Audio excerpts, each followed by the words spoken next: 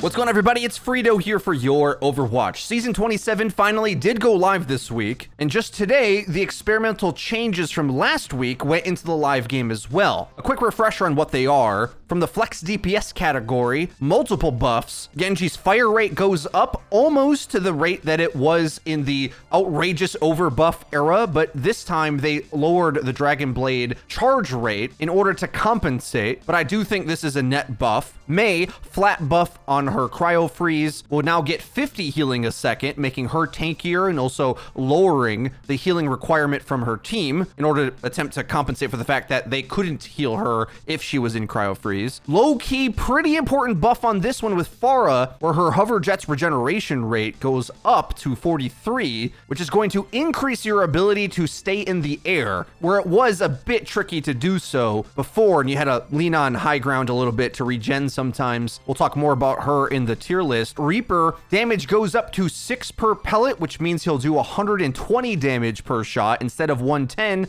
I think they're a little too quick on this one, but also as well on this one, experimental barrier for Sigma, the cooldown has been reduced to 2 seconds, remembering that it used to be 1, but as we'll get into, things were already looking better for Sigma due to a combination of factors, and they look even better now that this Zarya nerf does go through, where you will decay your charge rate, your energy will go down at 1.8 per second instead of 1.6. So that means it'll be harder to maintain charge through team fights in the regroup stages, which I think is actually vitally important for Zarya's playstyle, as it's those late fight swing potentials that she has that really is the core identity of the strength of the character. But those are the changes we're dealing with, and I think even without these changes, the meta had been evolving anyway, and in some ways, Blizzard is actually steering into the change instead of against it to try to counteract it. In today's tier list, we're going to attempt to anticipate the effects of what these changes are going to have on this season. Luckily, I think they're subtle enough to not break anything too badly from my expectations, but just keep in mind, like, the play styles of the season may adjust these predictions a bit. With that all said, let's kick it off with the S tier heroes. The ones that should stand out at the top of the list are what I think are pretty interchangeable support heroes that are all incredibly powerful. I think as you're playing Overwatch and ranked especially, you really want to be thinking about how to get value out of your support line, because they have the easiest routes to it. Mercy and Brig are going to be good at countering aggression, either by flying away or overwhelming the focus fire with the reliable heal of Mercy's beam or Brig displacing them. But more times than not, I find that the standoffish poke style supports have bigger plays to make, but I will say I think Ana might drop in value as you get to the higher tiers, where tank players especially look to counter her and DPS get better at punishing aggressive positioning. But other than that, she's like the biggest solo playmaker in the game. Above her though, I've got Baptiste, who is the magic eraser of the roster. They gave him quite a significant series of buffs to his movement, his damage, and his heal burst, which all made him a very competent support. But on top of that, Immortality Field has an outrageous level of stabilization to the team. And whereas maybe the biggest fears of the ability back in the day were maximizing its value by playing a corner with it perfectly outside of the enemy's line of sight, in reality, you can just toss out Immo Field at the first sense of trouble and likely get a lot of value out of it, meaning that teammates that jump in it or are saved by it get another cycle of their own cooldowns back. It does really act like a defensive ult on cooldown, and sometimes even more powerful than those. I do put Zen slightly lower because I think he takes a bit more setting up, whereas these top 4 have a bit more agency on where they decide to play and who they give resources to and the decisions they make that are going to impact the game, largely being these 4 ultimates can be very crucial on whether you swing fights or not. If you're struggling to cap a point, for example, try to look to improving your support ult timing. Window, Nano, Valk, and Rally often can be used to swing really close marginal fights, or just straight up break through defenses with an aggressive use of Window or Nano. These dictate a lot of the game, and the rest of the hero casts should be picked around which combination of these you have. Now, there's a notable exception here that we will get to in the B tier with Lucio, mainly because the only reason I couldn't put him in A is that I felt he wasn't impactful enough if he wasn't speeding around a Reinhardt, who finally does claim his almighty Giga Rein throne on top of the pack due to a combination combination of factors. Rein is incredibly flexible, where he either can be played in every team comp without a Lucio on most maps, but even on his worst maps, I think you can make an easy argument that with good Lucio play, Rein can work on every map. This is still, I think, being understood by the community and learned over time. Rein still maintains a lot of the tools to be the front of the fight, anchor for the team, but I think what's going to surprise some players is what high-level Reinhardts like LH Cloudy are doing, who gave a good interview with SVB explaining this. I mean, he's rank 1 on both EU and NA playing Reinhardt, even when, admittedly, players like myself thought he was rather weak in previous metas. If you learn how to play him so freaking aggressively that he can play in off-angle punish style way while also returning back to the front line, he's a do-everything type tank. Easier to do if you have speed to get you back in and out of those positions, but the truth is Rein's stats are so outrageous, it's tough for me to find any matchup that he can't get value in, except for if he doesn't have speed and the enemy surrounds him. And you might be asking, why is this swung so far into Rein's favor, Frito? Well, it's a combination of those Giga Rein buffs, but also so many things have gotten nerfed, and tanking as a concept has gotten buffed. So as an example, Wrecking Ball got multiple nerfs previously to knockback as well as his shields, meaning his tanking and disruption on Death Ball is worse. Echo had her focusing beam and ammo reined in, a little bit harder to close the distance there. But I think secretly and quietly, one of the reasons why Rein is better now is that because a lot of the other tanks have armor, Roadhog doesn't quite so easily win in the tank department. He can, but he has to do it by picking off squishies to a outrageous degree. When Winston got more armor, but especially I think D.Va, if a Roadhog is flanking you and you feel he's carrying the game, you can just have D.Va face tank him hooking from an obnoxious position, and she can absorb it with little effort. Of course, if Hog pulls you into his team, you're going to get focused down, but whether it's Rein or D.Va, and even Winston to some degree, those mid-fight picks Hog used to get are not as scary. What is scary is a Rein running at you non-stop.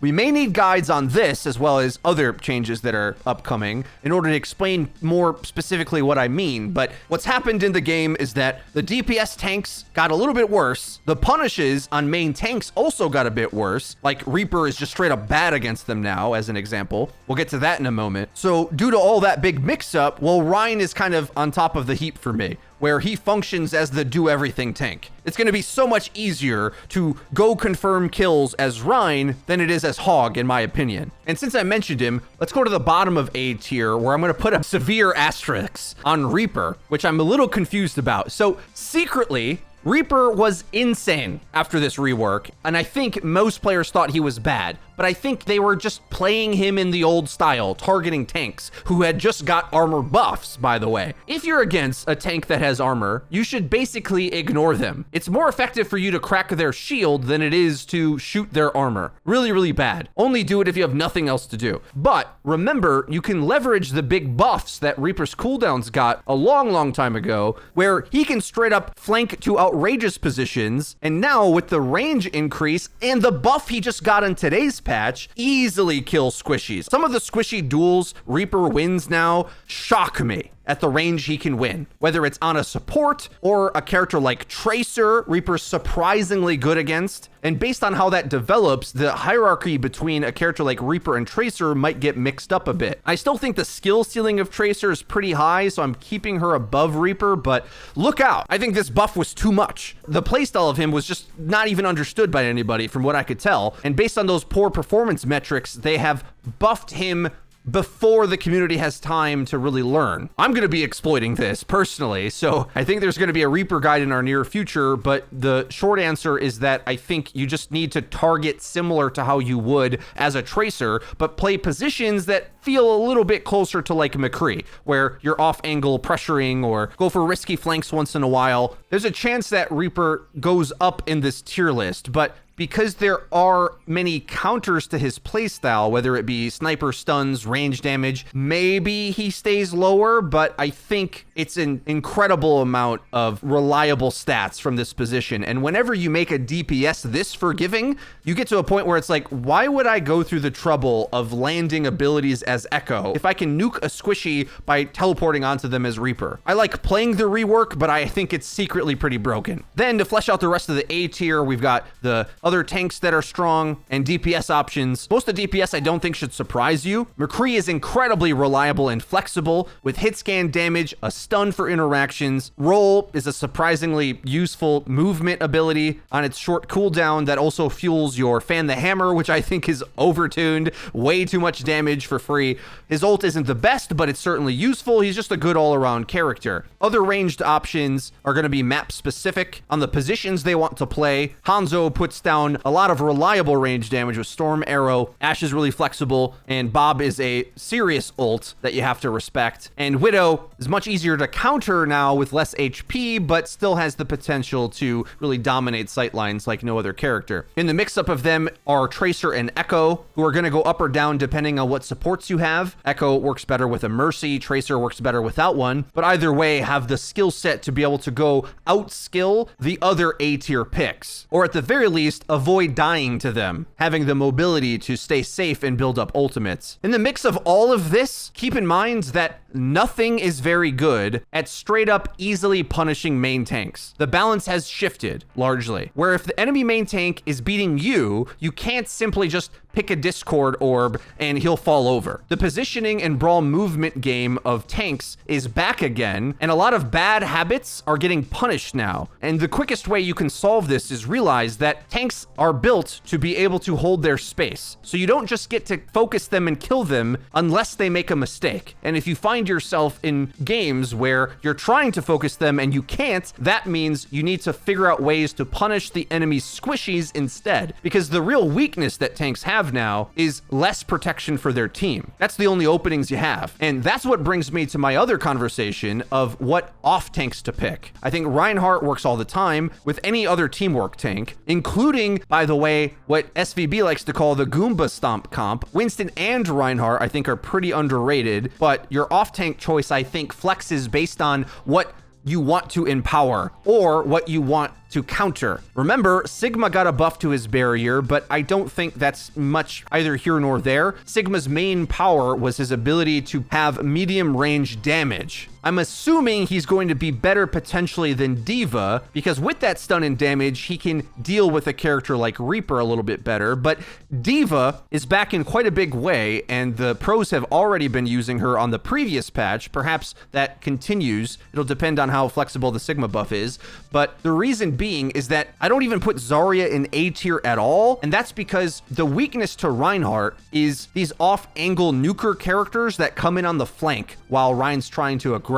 D.Va's the only character that has the skill set in order to pivot directions against flanks. Extra armor health means she's stronger against a character like Tracer. That's from 2 patches ago, but just her playstyle and being able to fly every 4 seconds and aim defense matrix where you need it can be useful up against these top damage picks that can come out of nowhere and you need to respond to instantly. Sigma has the same playstyle, but better damage with less flexibility, so mainly because I think there's usually more ranged poke characters that get picked, not flankers, I put Sigma above, but it depends which one you think is more of a problem. And that goes even further if you want to be picking Zarya, which now we can move on to the B tier. Zarya is still a strong pick, but I think applies less often. Remember, she'll lose charge faster on this patch, but also I thought she was lowering in power on the previous meta anyway, because this is how I saw it. You have to know what your trade-offs are with Zarya. Bubbles have a strength in counteracting like chain stuns, which can be really oppressive to characters like Winston and Ball. That's what hung her around in the pick rates in the previous meta. Or for most players, she's just an easy ranked character to play around and is flexible with what your team wants to do. Doesn't take as much planning or setup, but is also more easily countered because the positions Zarya can play are limited, which gives you an opportunity to flank around her. D.Va and Sig will help you win the DPS battle more, but the reality of ranked is maybe your DPS don't matter. Maybe they're just not even even good enough to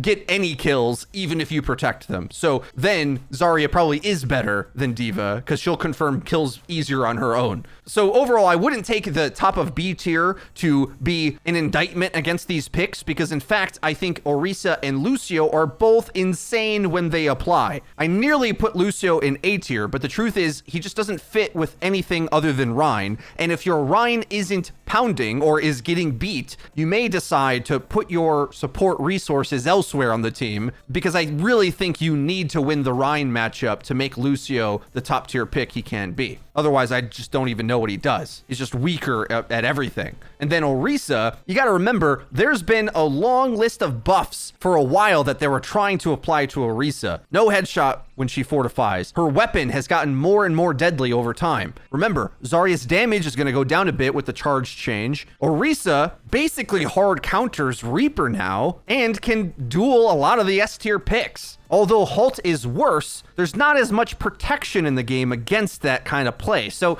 on maps where Orisa is good, she is dominant, but you have to know how to play her, and I think maybe that requires guides too. We got a lot of guides to make on the channel, I know. The short answer though is that I think Orisa Rein is definitely the best option because either way, Orisa should anchor the main angle, applying pressure and looking for plays, and Rein can choose to either enforce the front line and maybe challenge the enemy's rush or go rush on his own. And I think that's better and actually more robust than Orisa Sigma, but maybe with Sig's shield buff, that comp comes back a little bit too. But my favorite combo with Sig is actually with Reinhardt for similar reasons. Sigma can push a little bit more than Orisa can. That's the main difference. And just to round out the tanks, Roadhog and Wrecking Ball still hang in the B tier, but I almost do reluctantly. And if anything, I might start to say they belong to be a tier down. And the reason is that once players really start to learn these other strategies more reliably, I think it's going to be pretty tough, unless you're a specialist on these picks, to get similar amounts of value on them comparable to what like a Reinhardt just freely gets while running at you. Meanwhile, neither of these can block Earth Shatter. So although Hog and Ball can make their plays, and very big ones at that, I think it's going to take a specialist in these characters or ideal map geometry to make it work. The 25% reduction to Hammond's knockback really removed a whole bunch of spots where you could knock players out of position and meant that a big chunk of his playstyle actually went away. Perhaps is good because it was likely overtuned, but Ball, I think, does a specific thing and has very little margin for error now that his shields are reined in, so he's an easy target to kill. Keep in mind as well, if Reaper lost abilities to go against characters with armor, he still feels good, if not possibly better, against these medium range tanks that are often like getting away right outside of Reaper's reach. They're really easy to hit, and although Hog can one-shot Reaper, if you don't get hooked, you are going to feel that you're going to be taking a lot more unnecessary damage that you just wouldn't be taking if your character pick had armor on it. So the more I talk about this, the more I want to drop these lower, but they are also self-sufficient ranked characters at the same time. So if you need a solo Q-esque option because you're not getting healed as a tank, well, then you have Take a Breather or rolling to a mega health pack at least. Otherwise, in the B tier for match and map specific reasons, we have like a lot of Flex DPS actually. Oftentimes these are going to be map specific because they all specialize in a specific kind of play that either requires you to use their gimmick, but I think you can make arguments for all of them depending on what you want to counter. So as an example, if let's say we expect Rein to be rather strong, well then characters that either play inside of that comp or can punish it are going to get stronger naturally. So other rushdown characters like Mei or Symmetra or Moira in the support category can play alongside Rein rather easily, but also the spam damage characters like Pharah or Junkrat that can play away from the rush and crossfire into it also are strong. Mind you that Pharah did get buffed, I think intentionally, to be able to counteract a Mei rush comp coming at you. The question is going to be, can Pharah do enough damage fast enough in order to properly counter Mei and Reaper running over her team? That's always a bit of a tricky one. Either way though, I think hit scans have finally been reined in repeatedly as well as the protection around them so that these Flex DPS options are really interchangeable and usable. As I say, map and matchup depending. Soldier probably deserves to be higher, but it's mainly because I think he's not better than the A tier ranged options, and you do want to make sure that your DPS are complementary. Try not to have 2 DPS that are good at fighting different targets. Decide if you want to play attacking the back line or isolating the front line, and then you're going to have an easier time. As an example, Mei was already shaping up to be quite a strong pick, mainly because she just enables Reinhardt to be even better. And if you're running in with a Mei wall to manipulate the tank matchup and setting Rein up for pins and swings, well, he's your damage dealer and Mei's more of a support. But you may also need another DPS to play alongside it in a similar position,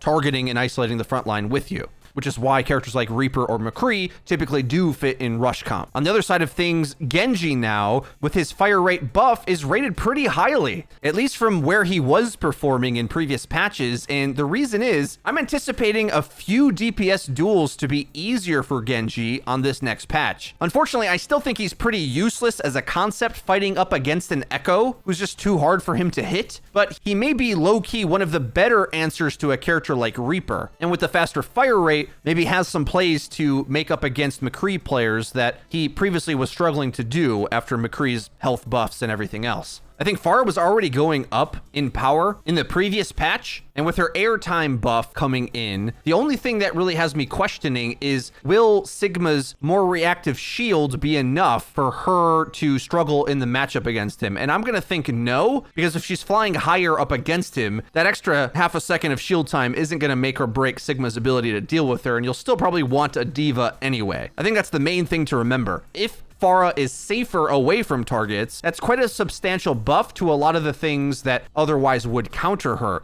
Like another way to think of it, hit scan characters that have had their range pulled in may struggle to have a chance against Pharah. If that pans out, Pharah might even go up to A tier, and some of the hit scans may drop. My assumption is that relationship isn't drastic enough to result in that, but there is a world where we find that once you are nearer the skybox S, those range buffs as hit scan might feel really punishing, at least for the majority of players who already struggle to go up against Pharah as it was. Keep in mind though, Echo is in the game, who can infinitely fly up to Pharah and counter her. So that's like the one thing that is helping this out, is that there is another flying option that deals with the airborne battle easier, despite not being as good at nuking the ground as far as AoE splash damage is. So that relationship's pretty interesting, I find. Sim, Torb, Junkrat, Bastion, I think all are map specific. Teleporters for Lijiang Night Market, small chokes for Junkrat to shoot through like Anubis. Torb can be an easy answer to tracers flanking you or to cover positions without much effort. And Bastion low-key might be able to leverage some firepower, with the Lamp being one of the better tanking tools in the game, and good against a lot of things actually, if the enemy doesn't pick Diva. Now, we didn't mention everyone. Down here in C tier, we have the Lonely Sombra, who I think lacks consistency, mainly because she unfortunately is getting the short end of the stick when it comes to the tanks getting armor buffs. A big percentage of her power came from being able to charge fast ultimates off of tanks, and with Diva and Reinhardt stronger in that regard, she gets ult slower. But also think of something like this: if the Reinhardt isn't out of position badly and you hack him, he doesn't have a shield, does that really matter if he gets resources from the team and most of his power was in his hammer and armor health anyway, right? Like, they took power out of his shield. So hacking him isn't that big of a threat. It is a little bit, but it's not as like an instant I win button as it may have been in the past. Because remember, it's Ryan's job to run at the enemy and carve them up. If he's already on you, hacking him doesn't really change all that much. It's swing time. And that relationship goes the same for Diva, who has more armor. And overall, I think the game is more about focusing down squishy targets anyway, which Sombra just isn't very good at. She could exploit characters like Roadhog and Wrecking Ball, but I don't think they're very good. So she's sort of left without much of a great job to contribute. Another knock is I think Reaper's really good and consistent and easy. And if you just pick one against Sombra, and similar to the Reinhardt problem, just hold smart positioning, like getting hacked isn't a big deal if your power is in your normal weapon. And even from the support line, I think there's just way too many ways to easily counter an EMP if a support dodges it. Or characters like Brig and Mercy can anticipate an EMP with an early ult that isn't countered by EMP and outlasts it. So yeah, it's just pretty rough for Sombra, all things considered. But even worse, I think, is Doomfist. Because at least if Sombra's up against some weaker picks, she might get some free disables. Or if she outplays the support line, she might get value. Doomfist, unless you're against a Smurf who shouldn't be in your rank, it shouldn't feel too difficult to pick any of the top 2 tiers of picks and deal with him. Almost every role has strong characters that shouldn't die to Doom easily, and he's pretty make or break on that being the case. The rollouts and stuff might catch you out, but remember, tanks that have extra armor can more freely take a punch and not mind. You can punch Reinhardt all day with 550 health, and it's just gonna be like a non-factor in comparison to any other DPS source. Going at the back line, well, then you pull out your stuns and escapes. Keep in mind, the top of the list was Immortality Field, so whether it's a cooldown like that or a Zarya bubble, just have it waiting when the Doom comes in, and he's kind of useless. Perhaps the biggest threat being the new Reaper with the improved range. It's very easy to vaguely stand around your team and look at a Doom coming in and do meaningful damage to him as he comes in and tries to escape. The Doom hitbox is possibly the biggest loser in the new Reaper rework, and that extra damage he got solidifies this. I mean, it's so much that I think Reaper is strong against Tracer. Like, how is Doom, who's much thicker, gonna have a chance? He's gonna have to hit a lot of abilities to work up to enough shields to have a chance of surviving against Reaper. So he holds down the D tier, the Doomfist tier, and should only get value if the opposing team makes many mistakes. And with that being said, that's the entire tier list. Major themes I want to point out is that we may find that these tried and true range DPS fall in value if the community learns Rush well enough. They're going to be make or break depending on how lethal and coordinated Rush teams are. There is a limited amount of defenses for the angles that the sniper type characters can take, so that means they always have a threat to carry, but it's going to come at the margins of teamwork of the community's ability to play Rush, I think. The better that is, the worse the pop-off potential of headshot machines will be. But proficiency in these picks also has the potential to keep Flex DPS in check as well. So that's kind of the relationship. Because a lot of these meta comps are execution dependent, it will depend on your teammates' abilities to play these picks pretty severely. Like, there's almost nothing that plays itself other than vaguely throwing a BAP lamp towards your feet whenever there's a first sign of trouble. Beyond that, you do have to set up and play these picks properly. They don't play for you. The only things that have an outrageous and forgiving overstat are the tanks, but they have to run at you to get to you, so there's an entire positioning battle to be had before even they find value, which I would have to say is a pretty big W for the balance team. A lot of this is gearing towards more of a classic Overwatch feel, or maybe we might say an Overwatch 2 type feel. Not this many Flex DPS have felt this viable in a long time. Coming back now that more traditional tank setups are good again, which were often required for them to be in play. But with that being said, that is the entire tier list review. Get out there and have some fun in Season 27. I've been enjoying playing ranked again due to the balance favoring me, because I don't want to aim, ever. There's a lot of targeting or projectile type kit that is good again in Overwatch, which hasn't been in a while, so if that's your kind of thing, come get it while the getting's good. If you enjoyed the video, please be sure to leave it with a like. It really does help us out and lets us know that you're enjoying the content, and if you haven't already, click subscribe and be sure to hit the bell icon to actually get notified when our videos go live. Link to the description is our Twitter, where we tweet out news, updates, and dank memes. That's been it for me. I've been Frito for Your Overwatch. We'll see you guys next time.